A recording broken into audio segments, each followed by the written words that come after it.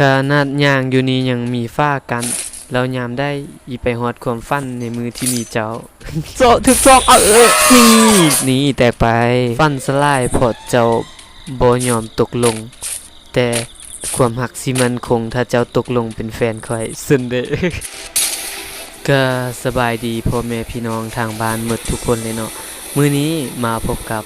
โบ LPB เช่นเคยเนาะ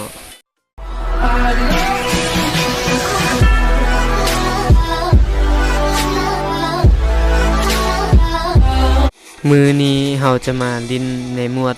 แรง C1 เนาะตอนนี้เราลงกันที่หอนาฬิกาตามเคยตอนนี้คนลงมาก็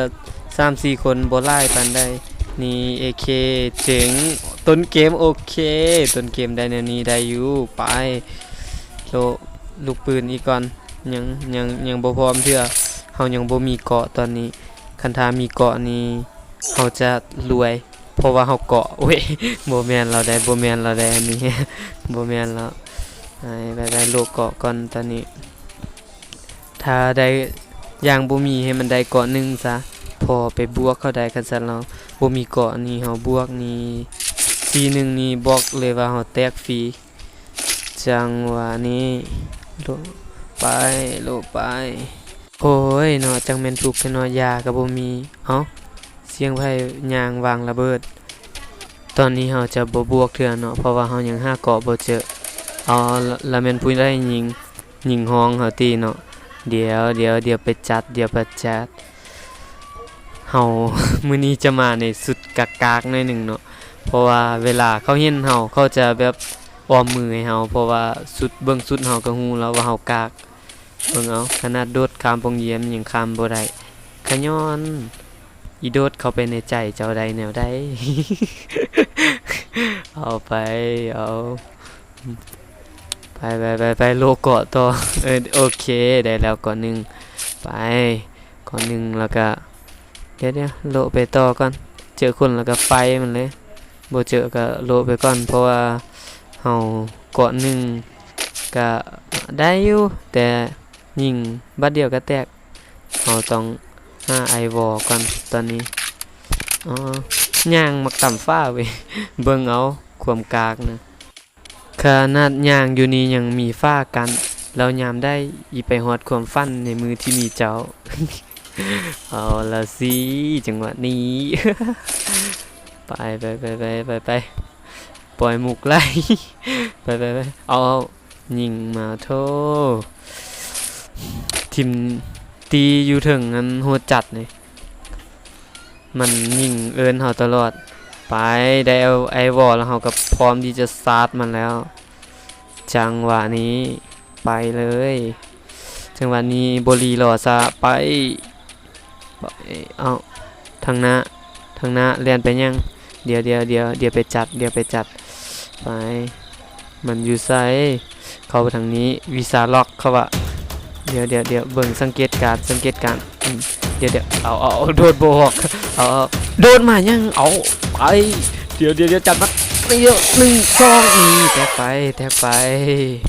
เอาบันนี้เอาหมู่มันอยู่ใส่จังหวะนี้อยู่ทางใดเดี๋ยวเอาระเบิดซ้ำมันเดี๋ยวคือว่ามีเสียงคนมาอ๋อมันมาแล้ว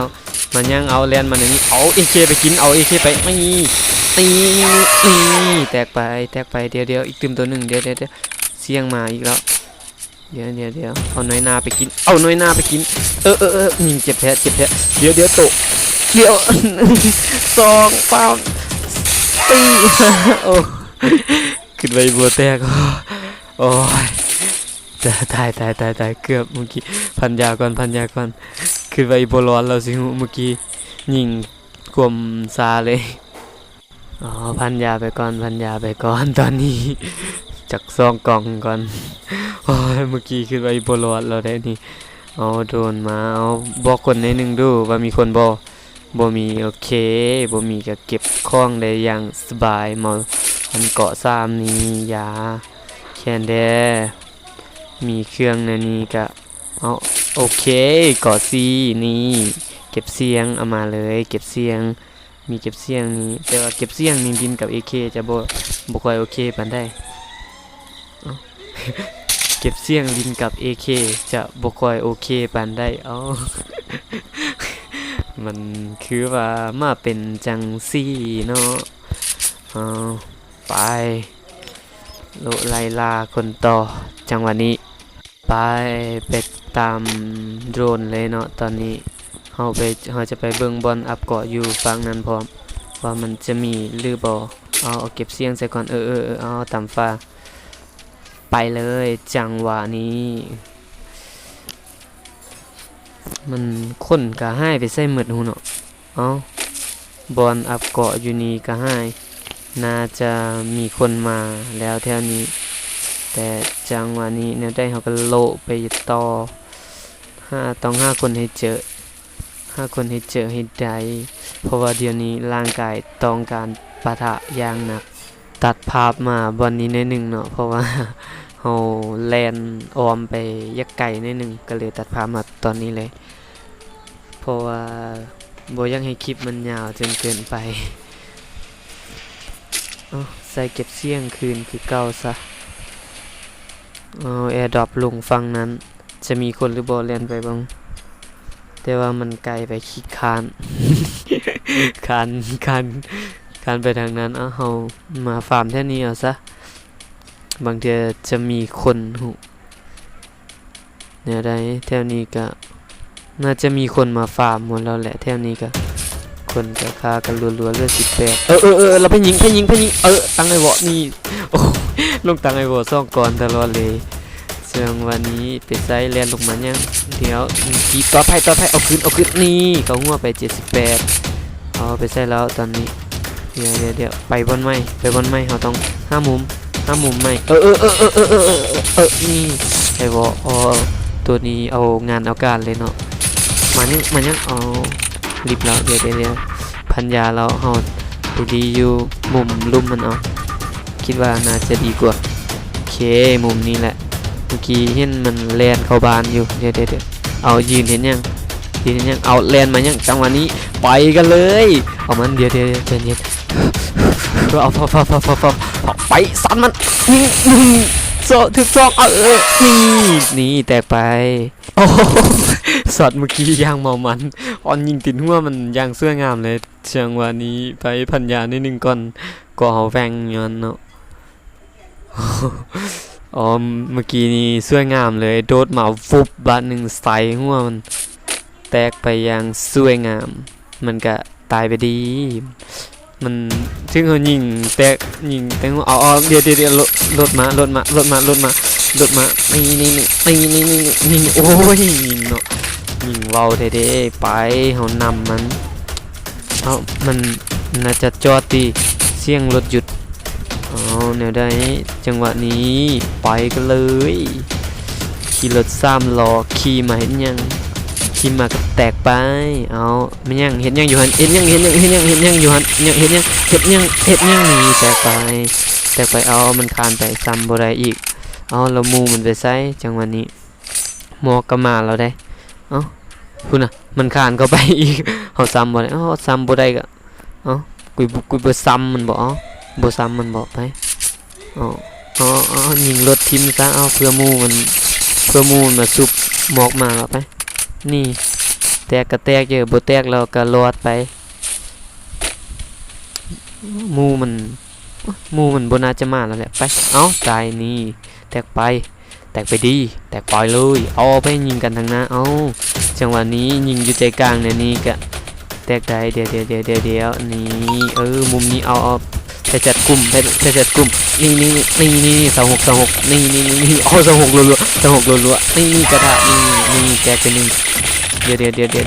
วจับปืนนี่แตก2ไปแตกไปหมดแล้วมันยิงกันกับพวกได้อยู่ทางลุ่มเดี๋ยวเก็บเครื่องแป๊บแล้วเดี๋ยวไปบวกโอเคไอวอสวยได้เรื่องเลยไอวอเฮา6 ก้อนเดี๋ยวเมื่อกี้มันยิงกับไพ่เดี๋ยวนี้5 จุดก่อนเฮาไปเก็บเครื่องอยู่หันนี้แตกเลยไปเช็คเบิ่งก่อนจังหวะนี้ต้องเช็คบ่แม่นเช็คแบบนั้นได้อย่าสิไปเข้าใจผิดว่าเช็คแบบนั้นแบบ เดี๋ยวเราค่อยมาอธิบายเรื่องอันนั้นนี่แตกไปนี่แตกไปแตกไปแตกไปดีเอาหมู่มันมาซะมาบ่มาบ่บ่มาบ่มาอีกเนาะบ่มาก็ซ้ำไปก่อนเอานี่แตกไปแบบว่าบ่แม่นเซกแบบอันนั้นเลยแบบเซกแบบอันนั้นหั่นนะ บ่จะว่าเดี๋ยวคนมาเดี๋ยวนี่แตกไปหนึ่งแตกไปอีกหนึ่งนี่เอาเพื่อนมันมาบ่มาบ่มาจังหวะนี้บ่มายิงได้บ่มายิงแตกได้นี่แตกไปเอาเลดโซนก็แทงมาเอาเดี๋ยวเมื่อกี้ไผยิงเอาใส่ปอกเก็บเสียงอีกเอาหล่นในตอนนี้จังหวะนี้หล่น5คนเดี๋ยวนี่เอาไม่นั่งเห็นยังเอาเดี๋ยวเอาเก็บเครื่องเห็นยังนี่เขาหัวแตกไปดีหมดตี้จังหวะนี้แบบเช็คก็คือแบบไม่ถึงว่ากวดสอบสิเน่บ่แม่นอันเช็คแบบพวกอันเลเวล99คิดเด้